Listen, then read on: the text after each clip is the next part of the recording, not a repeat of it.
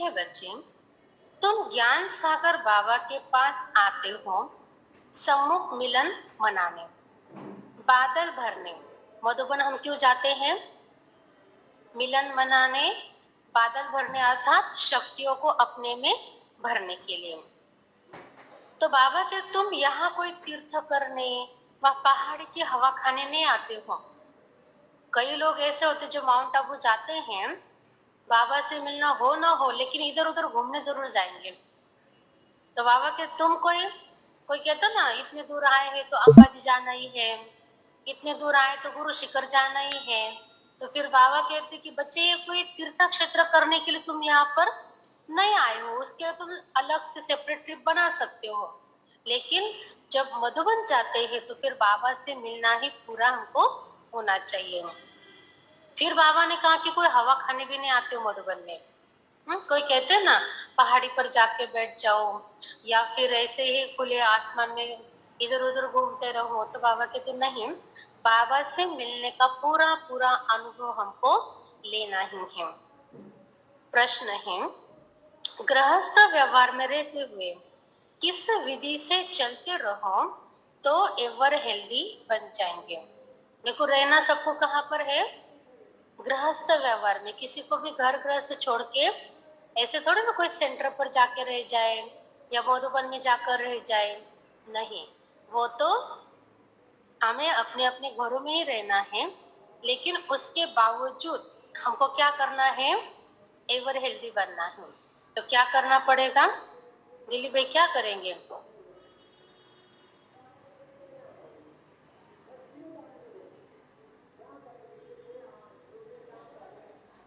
उसका चिंतन करेंगे। अच्छा सिद्धार्थ, अच्छा सिद्धार्थ, मुरली रोज सुननी है। अच्छा,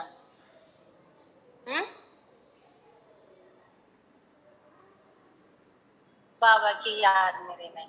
उत्तर है, एवर हिंदी बनने के लिए सदैव बाबा बाबा करते रहो। देखो क्या करना है एवर हेल्दी रहने के लिए? सदैव बाबा बाबा करते रहो। तुम ही से खाओ, माना बाबा के साथ ही भोजन करना है। तुम ही संग घूमो, सब कुछ बुद्धि से बाबा हवाले कर दो। ऐसा समझकर चलो कि हम शिव बाबा की परवरिश के अंदर पल रहे हैं। किसी भी चीज में ममत्व न रहे। अर्पण करके उसके हुक्म से खाओ तो सब पवित्र हो जाएगा। ऐसे समझो कि जो भी है अपना भले अपना खुद का किचन है, लेकिन क्या समझो कि ये बाबा का है, तो बाबा के हुक्म से खाना है। तो बाबा के जब हुक्म से खाने का मतलब क्या है? जो बन रहा है बाबा को भोग चढ़ा रहे हैं, और जो बाबा को भोग चढ़ रहा है वही हम खा रहे हैं। तो जैसे कि बाबा के हुक्म से खा रहे हैं, क्योंकि वो पवित्र बन जाता है। और पवित्र भोजन खाएंगे तो तन और मन दोनों क्या हो जाएगा? एवर हेल्दी हो जाएगा। गीत है, दूर देश के रहने वाले आए देश पर आए। ओम शांति। दूर देश के रहने वाले पास बच्चियां मिलने आती हैं। बच्चियां कोई तीर्थ पर नहीं आती हैं, वह पहाड़ी पर हवा खाने नहीं आती।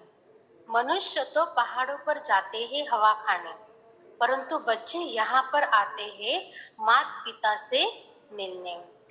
यह जानते हो माता पिता दूर देश के रहने वाले आते हैं पराए देश में। क्यों आते हैं? स्वर्ग रचने। उनसे मिलने लिए बच्चे भिन्न भिन्न गांव से कितना दूर देश से आते हैं। विलायत से भी आएंगे। किस लिए? कोई चीज देखने लिए नहीं। आत्माएं अथवा जीव आत्माएं आती हैं माता पिता से मिलने। माता पिता भी दूर देश के रहने वाले हैं। अब माता पिता पर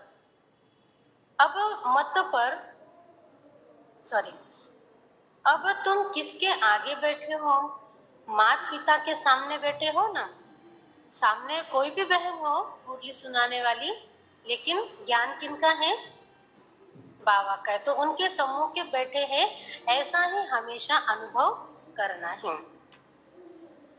माता पिता के सामने बैठे जिससे स्वर्ग के सुख मिलने हैं, परंतु उनकी मत पर चलने से स्वर्ग के सुख घनेरे मिलेंगे, लेकिन कब कब मिलेंगे?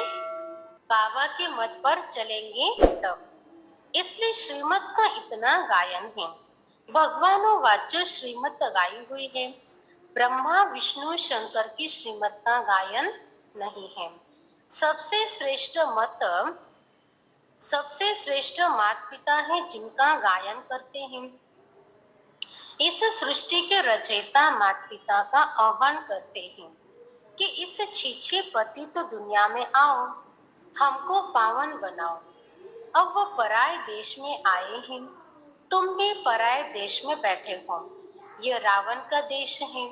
यह अकासुर बकासुर पुतनाएं शूर्पणखाएं हिरण्यकश्यप आदि सब इस मनुष्य सृष्टि के मनुष्य पर नाम पड़े हैं। ऐसे कोई सतयुग में कृष्ण के साथ, कोई पुतना शूर्पणखा राम के साथ, या फिर हिरण्यकश्यप प्रहलाद के साथ, ये सब उन देवताओं के साथ नहीं थे, बल्कि ये यहाँ के मनुष्यों की मनोस्थिति है। ये क्या है? मनुष्यों की मनोस्थिति है। तो बाबा कहते हैं असुरों का कोई दूसरा रूप नहीं है। ऐसे हम टीवी में क्या देखते हैं, असुरों को कैसे दिखाते हैं? एकदम खराब, ऐसे बिगड़े हुए चेहरे दिखाते, ऐसे घुंघराले बाल दिखाते, ऐसे नुकीले दांत दिखाते, सींग दिखाते हैं, और फिर ऐसे ऊंचे ऊंचे लंबे लंबे दिखाते हैं। तो बाबा कहते कि ऐसे कोई प्रैक्टिकल मैंने मनुष्य कोई बनाया नहीं है, जिसको कोई सींग उगता हो, जिनके कोई दांत बड़े बड़े हो, लेकिन ये ऐसे चित्र दिखाए कि इतने विकृति मनुष्य में आ जाती। जैसे सींग फूटने का मतलब होता है बुद्धि का गलत उपयोग करना, दूसरों को तंग करने में। जैसे जानवर सींग का उपयोग कब करते हैं? मारने के लिए करते हैं ना। तो मारना माना उनको, उसको तंग करना, दुख देना है। तो बाबा कहते कोई कोई ऐसी भी आत्मा होती जो बुद्धि का उपयोग दूसरों को तंग करने के लिए करते, इसलिए सींग दिखाए हैं। कोई कोई मुख से ऐसे अपशब्द बोलते, कटु शब्द बोलते हैं, या फिर चुभने वाले शब्द बोलते, तो उसके प्रतीक में उन्होंने क्या किया? बड़े बड़े दांत दिखा दिए। कोई कोई ऐसे होते हाथों से इतना दुष्कर्म करते हैं, इतना गलत कर्म करते जो जानवर भी ना करे, इसलिए उनके नाखून बड़े बड़े दिखाते हैं। फिर पूरे बदन पर बाल, क्योंकि उनके वाइब्रेशन इतने गंदे होते हैं, इसलिए पूरे बाल शरीर पर दिखाते हैं। तो बाबा कहते ये सिंबॉलिक होता है। सिंबॉलिक माना संकेतिक चित्र। तो संकेत में ऐसे होता है कि इसका मतलब ये है, ये बताया जाता है। तो बाबा कहते ऐसा कोई मैंने असुर इस दुनिया में रचा हुआ नहीं है। न देवताओं का कोई दूसरा रूप है। देवताओं को भी कोई ऐसे चार चार हाथ हो, या फिर 3 सिर हो, 4 सिर हो, या फिर 10 शीश हो, ऐसे कोई मैंने मनुष्य रचे हुए नहीं है। तो वह भी मनुष्य और देवता भी मनुष्य हैं, परंतु देवताओं का पावन देश में पुनर्जन्म था। सत्युग त्रेता जैसे ईश्वर का घर है, स्वर्ग में आते हो तो अपने घर में आते हो। अब हो पराए घर, रावण के घर में। तो बाबा आकर तुमको रावण के घर से छुड़ाते हैं, लिबरेट करते हैं। आधा कल्प तो तुम माया के देश में पुनर्जन्म लेते रहते हो। सत्युग त्रेता में तो राम राज्य अर्थात ईश्वर का राज्य है, क्योंकि ईश्वर ने स्थापन किया है। सत्युग सत्युग कैसी दुनिया थी? शिव बाबा ने स्थापन की हुई थी ना, इसीलिए फिर वो उतनी ही पावन और सुखदायी थी। आधा कल्प वहां पुनर्जन्म लेते आए, आधा कल्प रावण के राज्य में पुनर्जन्म लिया। अब बच्चों को समझ पड़ी है कि हम किसके सामने बैठे हैं। यह टीचर भी है, सदगुरु भी है। तुम माताएं भी टीचर हो, सदगुरु भी हो। तुम भी पढ़ाती हो मनुष्य से देवता बनाने की। अब तो तुम आसुरी संप्रदाय से दैवी संप्रदाय बन रहे हो। तुमको कांटों से फूल बनाने इस रथ पर बाबा सवार हो आए हैं। यह तो बच्चों से मिलने और देशों में भी जाते हैं, क्योंकि चैतन्य ज्ञान सागर है। जड़ सागर तो नहीं है ना जो डुबो दे। जो दूसरा जो स्थूल समंदर है, उसमें अगर नियम के विपरीत अगर चले जाएंगे तो वो समंदर तो डुबो देगा। लेकिन बाबा हमको डुबोते हैं क्या? बाबा है ज्ञान का सागर, अमृत का सागर। अमृत के सागर में अगर डूब भी जाएंगे तो क्या होगा? क्या होगा? क्योंकि अमृत नाक कान में जा रहा है ना, मुंह में जा रहा है, नाक में जा रहा है, तो अमृत जा रहा है तो और भी क्या होगा? क्या होगा? जिएंगे कि मरेंगे? और जिएंगे। क्यों? क्योंकि अमृत गया है, मुख में भी गया, नाक में भी गया, आंख में भी गया, कान में भी गया, तो अमृत गया है, इसीलिए और भी जीते रहेंगे। गायन है आत्मा परमात्मा अलग अलग रहे तो परमात्मा भी आते हैं, तो उनसे मिलने आत्माएं भी आती हैं। कहां कहां से बच्चियां आती, बाबा भी चक्र लगाते। भक्तों ने तो जहां तहां मंदिर बनाए हैं।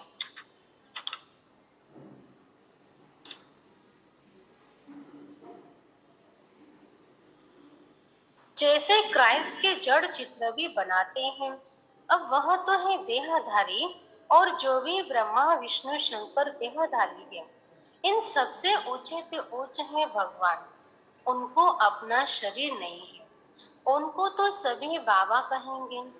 परम पिता गॉड फादर, उनको तो न स्थूल शरीर है न सूक्ष्म शरीर है, उनको तो सभी बाबा कहते हैं। आते भी जरूर हैं। कैसे आते हैं यह सब भूल गए, क्योंकि पिछले कल्प में आए थे ना, तो जन्म मरण के चक्कर में आते आते उस सब चीजों को हम भूल गए। ऐसे तो नहीं कहेंगे कि श्री कृष्ण पतित पावन है। न श्री कृष्ण शरीर, न श्री कृष्ण के शरीर में आकर पावन बनाते, तो श्री कृष्ण भगवान वाच्य ये रॉन्ग हो गया। श्री कृष्ण के मुख द्वारा क्या रचे? क्या देवताएं? नहीं, पहले तो ब्राह्मण चाहिए, क्योंकि ब्राह्मण ही देवता बनते, तो पहले ब्राह्मण बनना पड़ेगा, तब जाके देवता पद मिल सकता है। उसके लिए ब्रह्मा भी चाहिए, फिर ब्राह्मण चाहिए तो ब्राह्मणों को रचने के लिए ब्रह्मा भी चाहिए। नहीं तो ब्रह्मा का ऑक्यूपेशन कहाँ? श्री कृष्ण का नाम लगाने से ब्रह्मा की बायोग्राफी गुम हो जाती है। श्री कृष्ण द्वारा सतयुग स्थापन किया तो ब्रह्मा का ऑक्यूपेशन ही गुम कर दिया। परंतु तुम बच्चे जानते हो, जो यहाँ आते हो, बाकी जो नहीं जानते वह समझेंगे कि यह भी एक सत्संग है जहाँ गीता सुनाते हैं। परंतु यहाँ कौन सुनाते हैं यह तुम बच्चे जानते हो।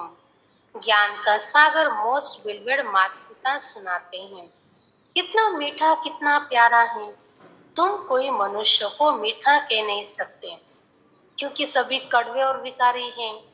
अभी फिलहाल तो कोई भी आत्मा मीठा नहीं है, क्योंकि अभी वो संस्कार परिवर्तन करने में टाइम लगता है। अभी वह सब पतित हैं। जब तक बाबा आकर पावन न बनाए तो सब पति दुखी रह जाते हैं। जैसे मनुष्य कहते कलयुग हजारों वर्ष का है, यह तो इम्पॉसिबल है। महाभारी लड़ाई सामने खड़ी है, जिसमें मुक्ति जीवन मुक्ति के गेट्स खुलते हैं, तब तो कोई मुक्ति जीवन मुक्ति में जा नहीं सकता है। सभी यहाँ भटकते रहते हैं, जैसे भूल भुलैया। सभी ठोकर खाते रहते, दरवाजा मिलता नहीं। भूल भुलैया जिसने भी खेल देखा होगा ना, तो उसमें ना क्या होता है, रास्ता नहीं मिलता है। लगता है कि यहाँ से बाहर निकलेंगे, लेकिन वो और ही कहीं से अंदर लेकर जाते हैं। तो बाबा भी कहते हैं कि दुनिया भी ऐसी है।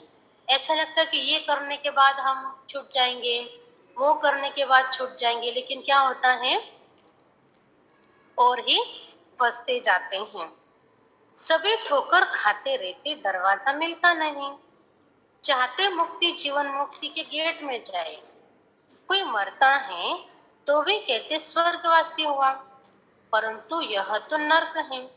स्वर्ग में तब जा सकते हैं जब बाप आए, राजयोग सिखलाए, तब राजा एवं प्रजापत पा सकते हैं। अब यह है कमाई। कहते हैं ना, इसने कौन सी कमाई की जो यह इतना सागर बना? तो सतयुग के देवताओं ने कौन सी कमाई और कब की जो यह ऐसे बने? जरूर कल के अंत में ही की होगी, तब सतयुग में ऐसे देवता बने हैं। देखो ये लॉजिकल बातें भक्ति में कहते हैं कि द्वापर युग में ज्ञान सुनाया, और द्वापर युग में ज्ञान सुनने के बाद कौन सा युग आ गया? कलयुग। जब कोई टीचर बहुत अच्छा पढ़ाता है विद्यार्थियों को, बहुत अच्छा, एकदम मतलब विद्यार्थियों के बुद्धि में एकदम पक्का पक्का बैठ गया, तो जब विद्यार्थी उस क्लास में पढ़कर अच्छा पेपर लिखकर पास हो गए, तो क्या क्या वो अगले वर्ग में चले जाएंगे कि पीछे के वर्ग में चले जाएंगे? अगले वर्ग में जाएगा ना, पीछे तो नहीं जाएगा बच्चा।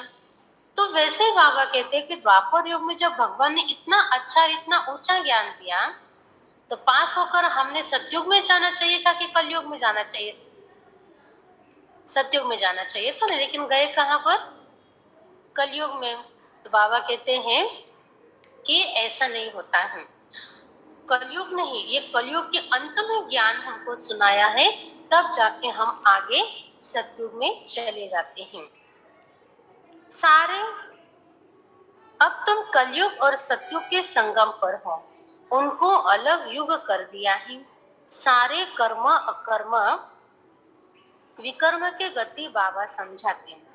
कहते हैं बच्चे, अब जो कर्म में तुमको सिखाता हूं वही करो। तुमने अपने मन की मर्जी से बहुत कर्म किए, तो उसमें तुमको नुकसान ही नुकसान होता गया, तुम और नीचे उतरते गए। लेकिन अब क्या करना है? अब क्या करना है? तुम मेरे मत पर चलो तो तुम ऊपर ऊपर चढ़ते जाओगे। इसको कलयुग नहीं कहेंगे, संगम युग कहेंगे। इस संगम युग का लेकिन दुनिया में किसको पता नहीं है। जब सतयुग से त्रेता होता है, तब भी किसको पता नहीं पड़ता कि सतयुग त्रेता का संगम पास हो रहा है। यह पीछे गाया जाता है कि सतयुग में फलाने राज्य करते थे, त्रेता में फलाने राज्य करते थे, द्वापर हुआ तो देवी देवता वाम मार्ग में चले गए। यह सब अब तुमको पता पड़ता है। यह ज्ञान और कोई में नहीं है। तुम ही वर्ल्ड की हिस्ट्री ज्योग्राफी पढ़ते हो, तुम्हारे पास एम ऑब्जेक्ट है। जो भी दुनिया में गीता पाठशालाएं हैं, वहाँ वेद शास्त्र सुनाते, एम ऑब्जेक्ट कोई नहीं है। स्कूल कॉलेज को पाठशाला कहते, वो पढ़ाई फिर भी सोर्स ऑफ इनकम है। तो तुम्हारे पास एम ऑब्जेक्ट है कि इस पढ़ाई से पावन बन मुक्ति धाम में जाएंगे, फिर वहां से पाठ बजाने तुम सतयुग में आएंगे। तुमको सतयुग से कलयुग तक कौन सा पाठ बजाना है वह सारा पता है। तुम बादल यहाँ आए हो भरने के लिए। सब क्यों आए सवेरे सवेरे मुरली के लिए? बादल भरने के लिए। बादल में क्या क्या भरेंगे? ज्ञान, योग, गुण, शक्तियां, बाबा की मदद, ये सब कुछ भरकर फिर अपने अपने स्थानों पे जाकर बरसना है। बादल भरते हैं बरसने के लिए। एक ही जन्म के लिए सोर्स ऑफ इनकम बनाने, कितना उच्च पढ़ाई है। तो पढ़ाने वाला भी ऊंचे से उच्च भगवान एक है, बाकी तो सब है बहन भाई। ब्रह्मा सरस्वती शंकर पार्वती विष्णु सब इनके बच्चे हैं। बच्चों से वर्षा नहीं मिलता है। बच्चे बच्चों को आपस में वर्षा नहीं दे सकते हैं। वर्षा मिलता है पिता से। जो जैसा पुरुषार्थ करेंगे वैसा वर्षा पाएंगे। और पुरुषार्थ कितना सहज है। अच्छा, इतना ज्ञान नहीं सुना सकते तो 3 पैर पृथ्वी का लेकर छोटे कमरे में ही गीता पाठशाला खोल दो। बाबा कहते कोई कोई होते हैं ऐसे कि जिनको इतना ज्ञान सुनाना नहीं आता है, समझते खुद है लेकिन दूसरों को नहीं सुना पाते। तो बाबा कहते कि गीता पाठशाला खोलने में फिर मदद करनी है। बोर्ड में लिख दो, आकर बाबा से 21 जन्मों के लिए वर्षा लो। छोटा बोर्ड भी लगाओ, उसमें लिखो कि 21 जन्मों के लिए स्वर्ग की चाहिए तुम्हारा ईश्वरीय जन्म सिद्ध अधिकार है। बल आकर पूछो, तुम जिसको माता पिता कहते हो वह तो जरूर स्वर्ग का रचता है, तो तुमको जरूर स्वर्ग का वर्षा मिलना चाहिए। वह कहते हैं निरंतर मुझे याद करो और सबको भूलो। इनके साथ रहते हुए सामने देखते हुए बुद्धि वहां लगानी है। बाबा का फरमान मिलता है तो सिर पर रखना चाहिए ना। बाबा ऑर्डिनेंस निकालते हैं, बच्चे अब विष का धंधा बंद करो, और कोई से बात नहीं करते, बच्चों को ही समझाते। बाबा दुनिया वालों के साथ बात नहीं करते, अपने बच्चों से ही बात करते। बाहर वाला तो यहाँ सभा में कोई बैठ नहीं सकता जब तक 7 रोज आकर न समझे। कहानी है ना, इंद्रप्रस्थ में पुखराज परी एक पतित मनुष्य को ले आई तो उनको सजा मिल गई। क्या सजा मिल गई? कहानी तो सुनी ना सबने, वैसे लेविन क्या सजा मिली उनको? एक पुखराज परी थी, उसने विकारी मनुष्य को इंद्र सभा में लेकर चली गई तो उसको सजा मिली। नहीं मालूम? नहीं सुनी कहानी? किसने सुनी है? नहीं सुनी? बाबा तो कहते कि पत्थर के बन गए, लेकिन लौकिक दुनिया में गंधर्व विवाह ये सुना है, स्टोरी ड्रामा है। गाढवाचं लग्न ऐकलंय का? तो वो जो स्टोरी है ना, तो वो ये श्रापित लोग होते हैं। कहते हैं कि दोनों को श्राप मिल गया, तो वो जो परी थी ना वो सामान्य राजकुमारी बन गई और जो मनुष्य था ना वो गधा बन गया। तो क्या हुआ फिर उस राजकुमारी का उनका शाप तब टूटता था जब वो दोनों आपस में विवाह करे। तो उसके ऊपर वो बहुत बड़ी कहानी बना दी है। तो बाबा कहते हैं कि यहाँ पर भी कायदा तोड़ते हैं तो शापित बन जाते हैं। जब तक 7 रोज भट्टी में नहीं डाला है, भट्टी में स्वच्छ होने बगैर बैठ नहीं सकते। हाँ, कोई बड़े मनुष्य मिलने को आते सुनते तो है ना। सुबह का क्लास देखे तो ऊपर से पूछकर श्रीमत से बताते हैं, देखते अच्छा है, उल्टा नहीं उठाएंगे तो उनको थोड़ा पहले समझाया जाता है, फिर आने की छुट्टी देनी पड़ती है। तुम सबको समझाओ कि यह हमारे माता पिता हैं, जिससे स्वर्ग के सुख मिलते हैं। ये बाबा, टीचर, सदगुरु तीनों हैं। तुमको जैसे 3 इंजन मिले हैं, हमको कलियुग के विपरीत प्रवाह में बहना है ना, तो बाबा कहते मैंने क्या किया, तुमको 3 इंजन दे दिए। बाप भी मिला, सदगुरु भी मिला, तो साथ में शिक्षक भी मिला। तीनों रूपों से बाबा हमको आगे बढ़ा रहे हैं। वहां तो अलग अलग मिलते हैं, पहले बाप टीचर और फिर वृद्ध अवस्था में गुरु करते। तुम अब किसकी परवरिश के नीचे हो? किसके परवरिश के नीचे हम? कहीं आवाज येत नहीं।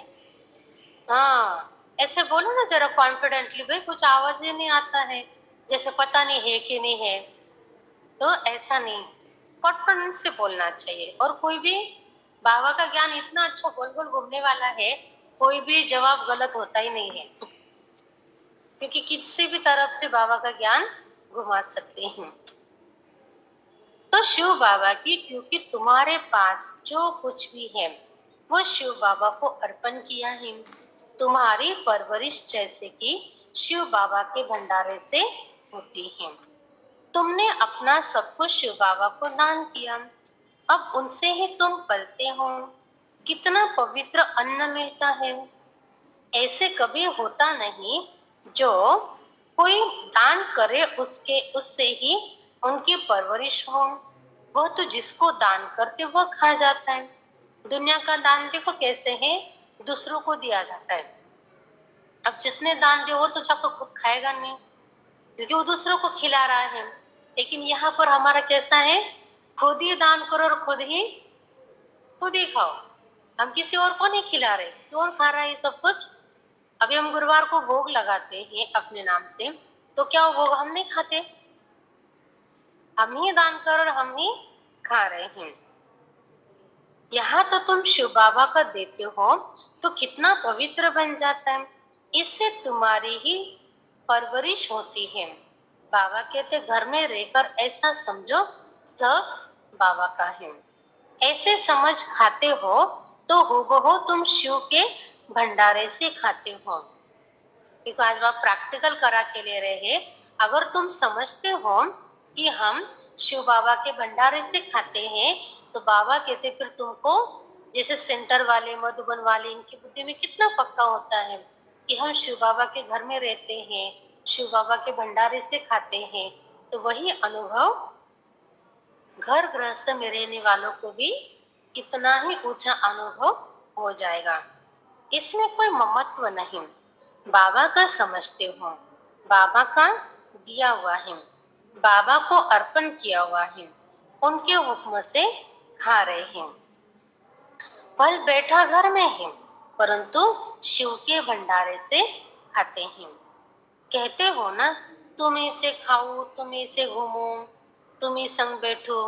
तो बाबा कहते कि जैसे कि दुनिया में हम बाबा के साथ बैठे, बाबा के साथ खाए, बाबा के साथ घूमे, तो वही अनुभव हमको करना है। बाबा बाबा कहने से उनसे योग लगा रहेगा एवर हेल्दी बन जाएंगे। यह है हेल्दी बनने की सेनेटोरियम। उस सेनेटोरियम में सारी आयु थोड़ी रहते हैं, थोड़ा टाइम रहकर चले जाते हैं। यहाँ तो तुम बैठे हुए हैं, एवर हेल्दी 21 जन्मों के लिए बनते हो या आते हो। किस लिए? आधा कल्प लिए ever healthy, ever wealthy, ever happy बनने के लिए। इस ख्यालात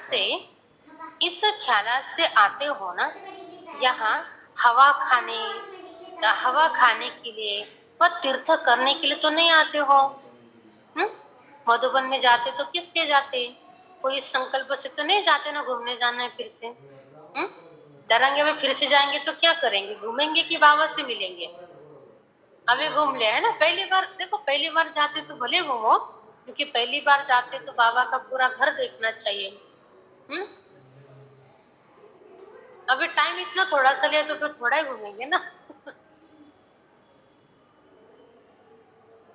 बाबा का सेशन अटेंड किया। देखो जब हम अप्रैल महीने में गए थे ना, तो मैंने सबको ताकीद देके रखी थी कि पहले क्लासेस अटेंड करने सब में। मधुबन में जाना है तो जो मधुबन की नियम वो सारे सिखा दे, सारे धारणे जब तक आप यहाँ करो, भले नहीं हो, लेकिन जब तक यहाँ तब तक सारे नियम फॉलो करने, घर में जाकर आपकी मर्जी, लेकिन सारे नियम फॉलो करने, सारे क्लासेस अटेंड करने हैं, फिर बाद में घूमने जाना है। तो सभी ने बहुत प्यार से क्लासेस भी सेशन सारे अटेंड किए। तो देखो इससे क्या हुआ, उनको पूरा बाबा का लाभ भी हुआ और साथ में घूमना भी हुआ। घूमे भी, बाहर के एरिया नहीं घूमे, बस बाबा के जितने भी स्थान है उन स्थानों को देख लिया। अभी एक बार दो बार जाकर आते हैं तो फिर तीसरी बार वो भी दिल नहीं रहती है, क्योंकि एक बार में तो पूरा देखकर होता ही नहीं है, उसको कम से कम 2 बार जाना पड़ता है, तब जाके आधे आधे एक बार में, आधे दूसरी बार में स्पॉट कंप्लीट हो जाते हैं। तो इसलिए अभी जो पुराने वो तो घूमने जाएंगे नहीं, अभी वो तो और भी कहेंगे नहीं नहीं बस पांडव भवन जाएंगे, 4 धाम करेंगे, बस हो गया, और कहीं भी घूमने फिरने की दिल रहती नहीं है। तो यहाँ आते हो शिव बाबा के पास, बाबा भी आते हैं पराए देश में, पराए तन में। गीता जो गाई हुई है कुछ तो राइट होगा ना, आह्वान करते हैं बाबा के आने के लिए, तो जरूर उनको पतित से पावन बनाने लिए आना पड़े। कल भी बाबा ने मुरली में कहा ना, तुमने बहुत मुझको पुकारा है, बहुत बुलाया है, इसलिए मैं तुमको मिलने आया हूँ। पतित तो नहीं, परम धाम में उनके पास जाएंगे। पावन होने के लिए जा नहीं सकते। हर एक भक्त की आत्मा पुकारती है कि बाबा आओ। बाबा कहते हैं मैं आता हूँ सबकी गति सदगति करने। सर्व के ऊपर दया करने वाला सर्वोदया तो एक बाप है ना। कौन सी दया करते बाबा? दया करते हैं श्रीमत देने। श्रीमत तो मशहूर है, जिस पर चलने से श्रेष्ठ अर्थात स्वर्ग के मालिक बनेंगे। फिर जो जितना डायरेक्शन पर चले, कोई तकलीफ तो नहीं देते। हठयोग करने अथवा तीर्थों पर धक्का खाने, अमेरिका हो फिलीपाइन हो कहाँ भी हो, गृहस्थ व्यवहार में तो रहना चाहिए, परंतु उसमें रहते हुए कमल पुष्प समान रहना है। जनक का मिसाल है। जनक राजा जो होकर गए ना, तो रहते गृहस्थ व्यवहार में थे, लेकिन अवस्था उन्होंने ऋषियों जैसी बनाई थी। तो राजा जनक का टाइटल है राज ऋषि, और वही टाइटल बाबा हम बच्चों को भी देते हैं कि रहना तुमको सब इसको भी, लेकिन इसमें रहते हुए हमें एकदम अलिप्त जीवन जीना है। तुम्हारा है राज, वह तो कहेंगे स्वर्ग के सुख काम, सुख तो काग विष्टा के समान है, परंतु भारत का राजयोग तो मशहूर है। वह तो इसको कोई जानते नहीं। प्राचीन योग तो प्राचीन बाबा ही सिखाएंगे। गीता वेद शास्त्र आदि सब भक्ति मार्ग की सामग्री। झाड़ को पूरा होना ही है, फिर इसी झाड़ को सब्ज होना है। जब झाड़ पुराना होता है तो सूख जाता है, सब्ज होना माना हरा भरा, तो फिर से इसको ज्ञान योग का पानी देकर इसको हरा भरा करेंगे। तो तुम आए हो माता पिता पास रिफ्रेश होने, और घड़ी घड़ी आएंगे क्योंकि सम्मुख मजा आता है। तो सम्मुख मजा आता है। यहाँ सदा के लिए तो बैठ नहीं सकते, कायदा नहीं। मधुबन में कोई भी परमानेंट नहीं रह सकता। हाँ, जिनको जीवन मधुबन के हिसाब से दिया जिन्होंने, उनकी बात अलग है, सेवादारी वहां रहते हैं। बाकी हम जाए और फिर से लौट कर आए। बहनें भी ज्यादा दिन तक नहीं रह सकते, क्योंकि सेवाओं के लिए शिव बाबा और ब्रह्मा बाबा दोनों भी अपने अपने सेवा स्थानों पर भगाते हैं। अपना गृहस्थ व्यवहार भी संभालना है जरूर। उनको छोड़कर योग करने बैठेंगे तो योग लगेगा क्या? अपने परिवार को छोड़ दिया, पत्नी है पति है बच्चे हैं, और योग करने के लिए बैठ गए, योग लगेगा? नहीं लगेगा, क्योंकि उनके संकल्प चलेंगे ना, वो संकल्प हमको फिर से खींच कर लाएंगे। इसलिए सबको खुश रखकर फिर हमको इतना अच्छा योगी बनना है जो कोई भी हमसे नाराज न हो। बाकी यह पाठशाला अजुन बहुत बुद्धि को पाएगी। यह विघ्न आदि न पड़े तो यह बहुत बढ़ जाए, इसलिए विघ्न पड़ते हैं। 5000 इकट्ठे बैठ कैसे पढ़ेंगे? इसीलिए लिमिट है। जिनको बाबा सम्मुख देख भी सके, बाबा देखते तो आत्माओं को है ना, शरीर को नहीं देखते। जोर से देखेंगे तो उनको शरीर ही भूल जाएगा। जोर से माना शक्तिशाली दृष्टि से देखेंगे तो बाबा कहते हैं कि सामने वाली आत्माएं खुद का देह भूल जाएंगे। चुंबक है ना, तो जैसे अनकॉन्शियसनेस होता जाएगा। बाबा की दृष्टि ऐसी है, जो अगर एकदम पक्की दृष्टि पड़ जाए ना, तो खुद का शरीर ही भूल जाए और लगे कि मैं तो बस आत्मा हूँ। अच्छा, मीठे मीठे सिखिलते बच्चों प्रति माता पिता बाप दादा का याद प्यार और गुड मॉर्निंग। रूहानी बाबा की रूहानी बच्चों को नमस्ते।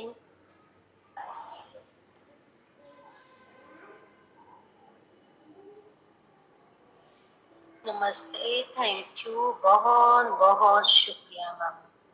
सार है पहले पॉइंट, लिखना नहीं है।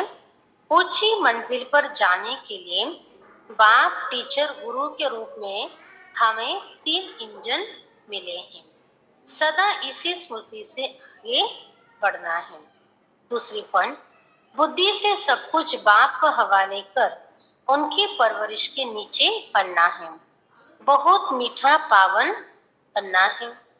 पतित पने का कड़वापना निकाल देना है।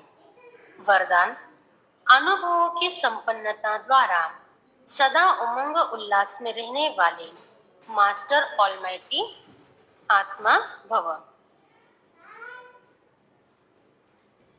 अनुभव बड़े से बड़ी ऑथोरिटी है। हर गुण, हर शक्ति, हर ज्ञान के पॉइंट के अनुभवों में संपन्न बनो तो चेहरे पर सदा उमंग उल्लास की चमक दिखाई देगी। देखो, जिसको किसी भी बात का अनुभव है ना, उनके पास एक अलग ही अधिकार आता है, तो उस अधिकार के बल पर वो कुछ भी कर सकते हैं। इसलिए बाबा कहते कि अनुभवी बनो। अब सुनने सुनाने के साथ साथ ज्ञान सुन रहे हैं, किसी को सुना रहे हैं, तो बाबा कहते उसके साथ साथ अनुभवी मूर्त बनने का विशेष पाठ बजाओ। खुद भी अनुभव करो और दूसरों को भी अनुभव कराओ। तो अनुभव के ऑथोरिटी वाले स्वयं को सदा भरपूर आत्मा अनुभव करेंगे। जैसे बीज भरपूर होता है, ऐसे ज्ञान गुण शक्तियां सब में भरपूर होने के कारण मास्टर ऑलमाइटी ऑथोरिटी बन जाते हैं। स्लोगन है अमृत वेला। देखो, बहुत अच्छा स्लोगन है। इसको सभी अटेंशन से सुनेंगे भी और जीवन में भी धारण करेंगे। ठीक है। अमृत वेला विशेष प्रभु पालना की वेला है। अमृत वेला क्या है?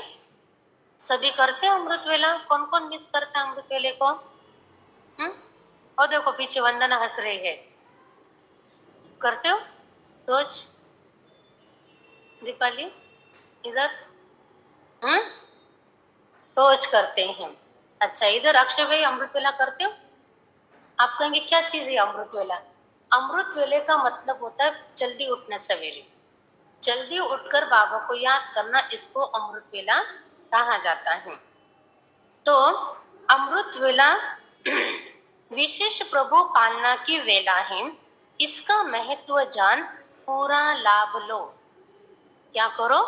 पूरा लाभ लो। अच्छा, ओम शांति।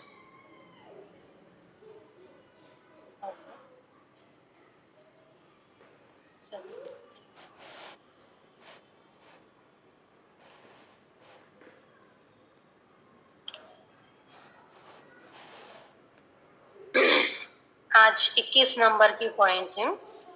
21 जन्मों के बाद से लेनी है ना, तो इसलिए 21 जून के दिन 21 नंबर की पॉइंट। स्वमानधारी आत्मा स्वतः ही सम्मान देने वाला सबके दिल में माननीय बन जाता है। देखो, जो खुद के स्वमान में रहता है ना, वो सबके नजर में अपने आप उठ जाता है। ये ह्यूमन साइकोलॉजी है। जो अपने में अच्छे खुश रहते हैं ना, वो सबको पसंद आते हैं। बाकी जो इसके उसके परिवार में, इसके उसके मामले में ज्यादा टांग अड़ाते हैं, इसके उसके घरों में, परिवारों में ज्यादा दखल देते हैं, वो लोग पसंद आते हैं क्या? जो ज्यादा ऐसे बक बक बक बक करे जाते हैं, वो पसंद आते हैं क्या? नहीं। तो खुद में ही ऐसा स्वमान रखो जो स्वमान के आधार पर सबके माननीय, सम्माननीय बन जाए। तो जैसे ब्रह्मा बाबा को देखा, आदि देव होते हुए, ड्रामा की फर्स्ट आत्मा होते हुए सदा बच्चों को सम्मान दिया, अपने से भी ज्यादा बच्चों को मान आत्माओं द्वारा दिलाया। इसलिए हर एक बच्चे के दिल में ब्रह्मा बाबा माननीय बने। तो सम्मान देना अर्थात दूसरे के दिल में दिल के स्नेह का बीज बोना। दूसरों को सम्मान देना क्या है? दूसरों को सम्मान देना माना दिल से दिल में दिल का बीज बोना। अच्छा, ओम शांति।